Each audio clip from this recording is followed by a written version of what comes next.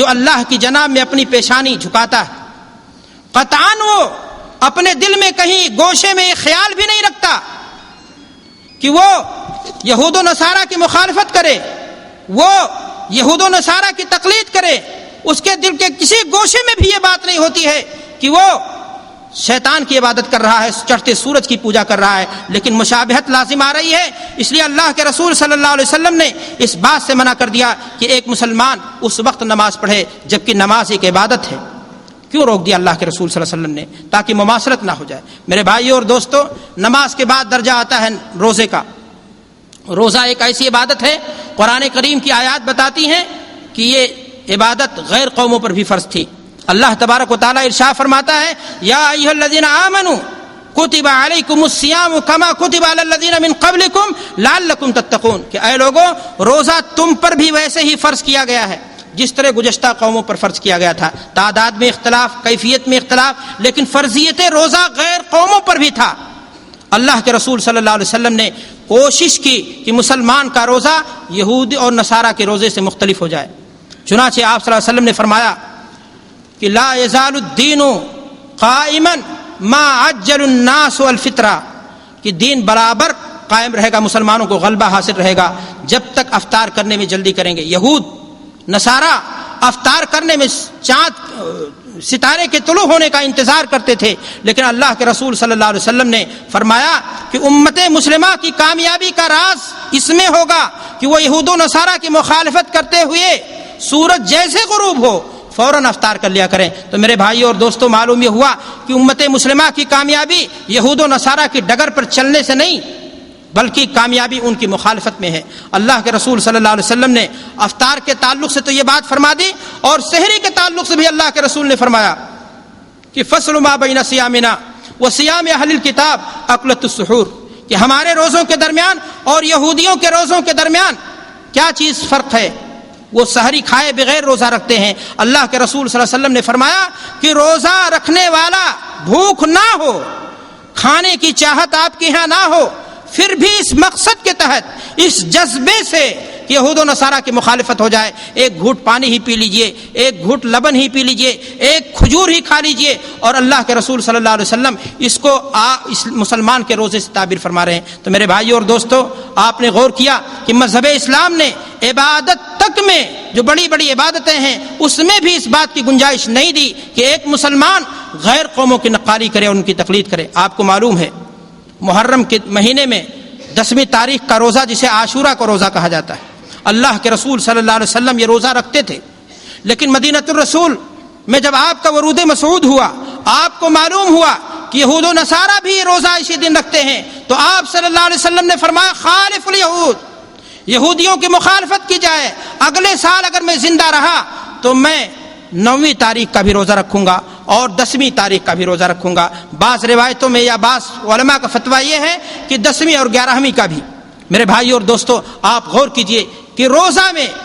اصل کیا چیز ہے۔ حضرت موسیٰ کو نجات ملی تھی فرعون کے پنجے ظلم و استبداد سے، انہوں نے خوشی میں روزہ رکھا تھا شکرانے کے طور پر۔ اللہ کے رسول فرما رہے ہیں کہ ہم موسیٰ سے زیادہ موسیٰ کی اس سنت میں موسیٰ کے اقتداء اور نقالی کے زیادہ حقدار ہیں، لیکن جب آپ کو یہ بات معلوم ہو رہی ہے کہ یہودی بھی اسی بنیاد پر روزہ رکھتے ہیں تو آپ نے فرمایا کہ روزہ تو رکھا جائے گا لیکن ایک دن آگے پیچھے بڑھا کر کے ان کی مخالفت کی جائے گی۔ آپ غور فرمائیں کہ اللہ کے رسول صلی اللہ علیہ وسلم کی کتنی خواہش تھی، کس قدر خواہش تھی کہ مسلمان کسی بھی معاملے میں یہود و نصارہ کی تقلید سے باز رہے۔ آئیے روزے کے بعد معاملہ آتا ہے حج کا۔ آپ جانتے ہیں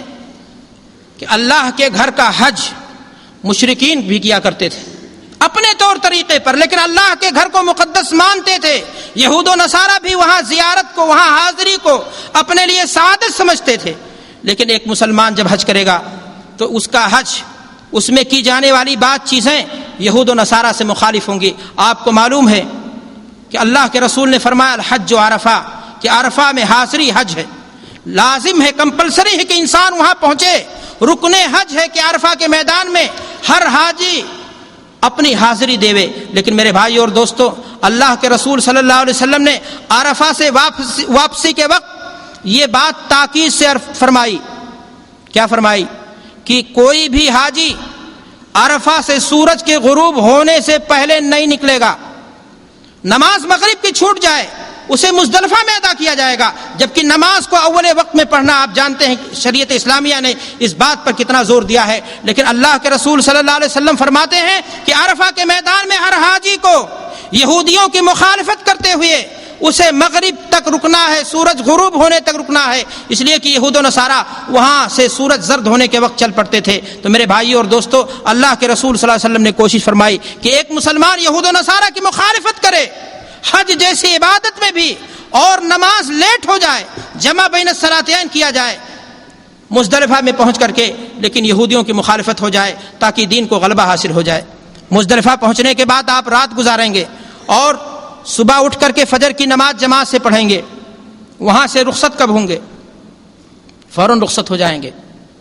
سورج نکلنے سے پہلے وہاں سے رخصت ہو جائیں گے. یہاں بھی یہود و نصارہ کی مخالفت ہے. اللہ کے رسول صلی اللہ علیہ وسلم نے فرمایا ساتھیوں یہاں سے ہم روانہ سورج کے نکلنے سے پہلے ہوں گے، اس لیے کہ یہود و نصارہ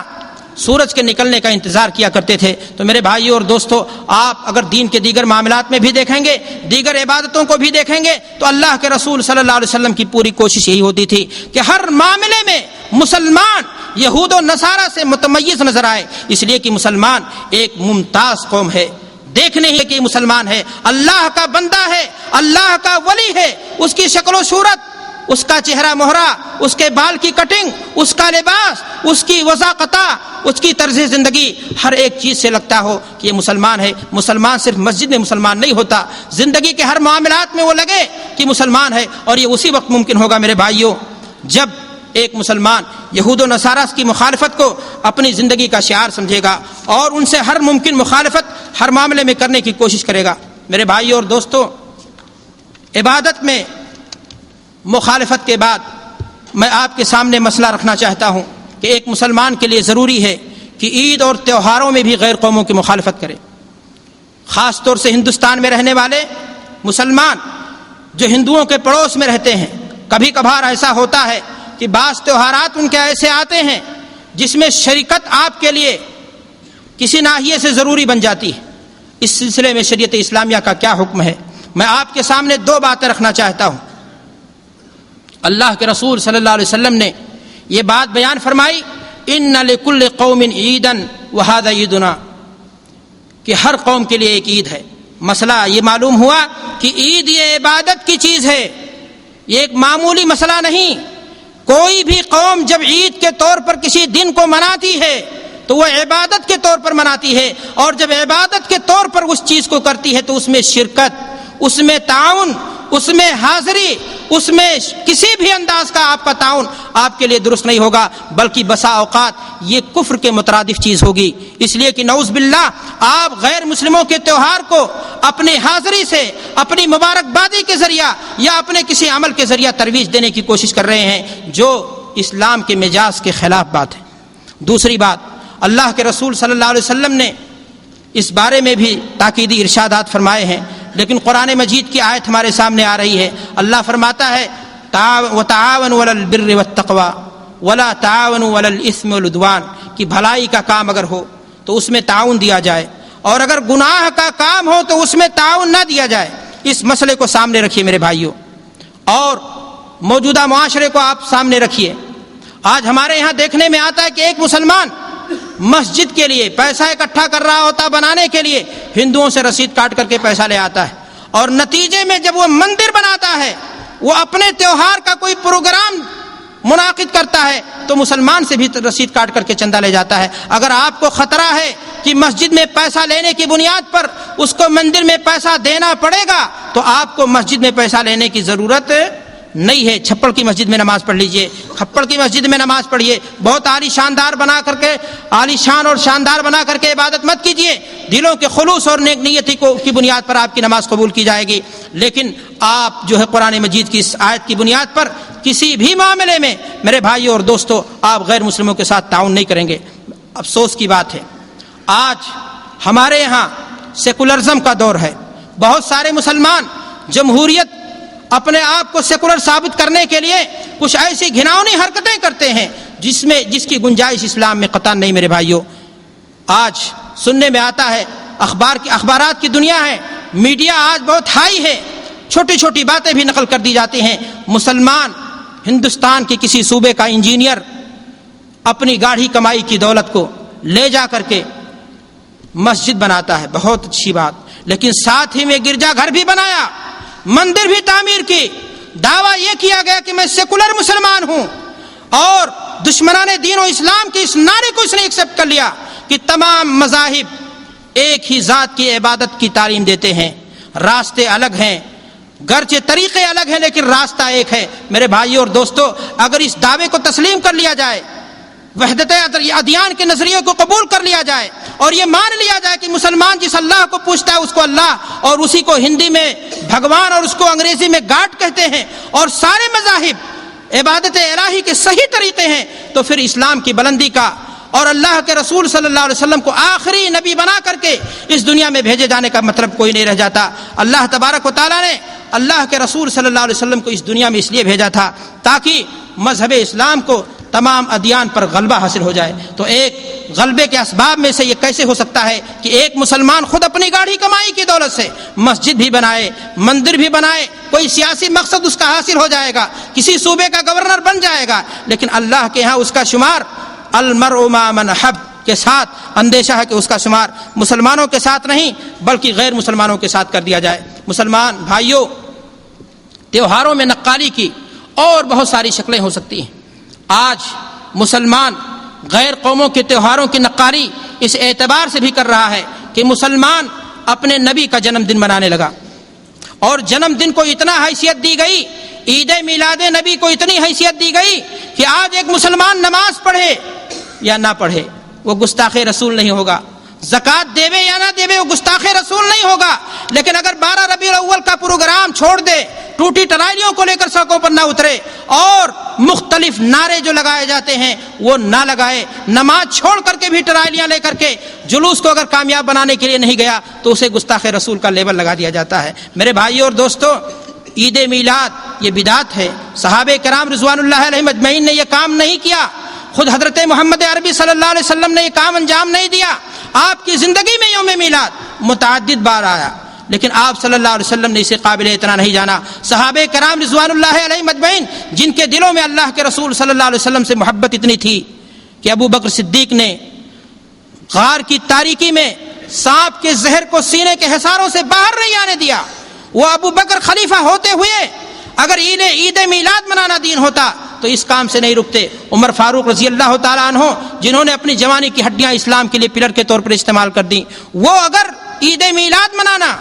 غیر مسلموں کی بالخصوص عیسائیوں کی نقالی نہ ہوتی، اسلام میں اس کی کوئی گنجائش ہوتی، محبت رسول کے اظہار کا یہ کوئی طریقہ ہوتا، تو میرے بھائی اور دوستو اللہ کے رسول صلی اللہ علیہ وسلم کے ان معزز ترین ساتھیوں نے ضرور کیا ہوتا ہے، اس لیے کہ ان کے سینوں میں جو محبت اللہ کے رسول سے تھی وہ آج کے دور کے کسی مسلمان کو نہیں ہو سکتی۔ یہ نقالی ہے غیر مسلموں کی اور ان کے تیوہاروں کی، اور یقیناً یہ کامیابی کی ڈگر نہیں ہے بلکہ یہ بدعت ہے اور انسان کے لیے ناکامی کا سبب بن سکتی ہے۔ میرے بھائی اور دوستو، غیر مسلموں کی عید اور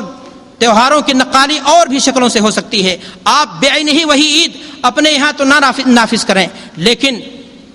وہ چیزیں جو وہ اپنے عیدوں میں کیا کرتے ہیں اگر ان چیزوں کو آپ نے اپنی عید اور بقرعید میں نافذ کر دیا تو یہ بھی غلط ہے۔ ایک مسلمان عیدگاہ کس لیے جاتا ہے؟ عبادت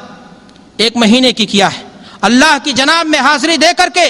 وہ اس بات کا شکرانہ ادا کرتا کہ پروردگار عالم ہماری بھلائی کے لیے تو نے ایک مہینے کا ہم پر روزہ فرض کیا، ہم اس ذمہ داری سے عہدہ برا ہو گئے، آج اس بیابان میں اس میدان میں کھلے میدان میں آئے ہیں تاکہ تیری رحمتوں کو اپنے دامن میں ہم سمیٹ لیں۔ لیکن اگر عید کو کھلواڑ میں لگا دیا جائے، میلوں ٹھیلوں کا رخ دے دیا جائے، کھلانے اور پکوان بنانے کا معاملہ کر دیا جائے، عید کے ساتھ عید ٹر اور دیگر لوازمات جو غیر مسلموں کی عید اور تہوار میں پائے جاتے ہیں وہ ساری چیزیں اگر اپنے یہاں ہم جنم دے دیں اور رواج دے دیں تو میرے بھائی اور دوستو یہی چیز غیر مسلموں کی نقالی اور تقلید کہی جائے گی، اور اس مذہب اسلام میں اس بات کی قطعاً کوئی گنجائش نہیں دی جائے گی۔ آگے ہم بڑھتے ہیں، اسی بات پر ختم کرتے ہوئے اپنی بات کو، اور ہم تیسری بات آپ کے سامنے پیش کرنا چاہتے ہیں کہ مذہب اسلام نے ایک مسلمان کو اس بات کی بھی اجازت نہیں دی ہے کہ کسی عادت میں آداب میں غیر قوموں سے نقاری کرے. ایک مسلمان کو غیر قوموں سے ممتاز ہونا چاہیے,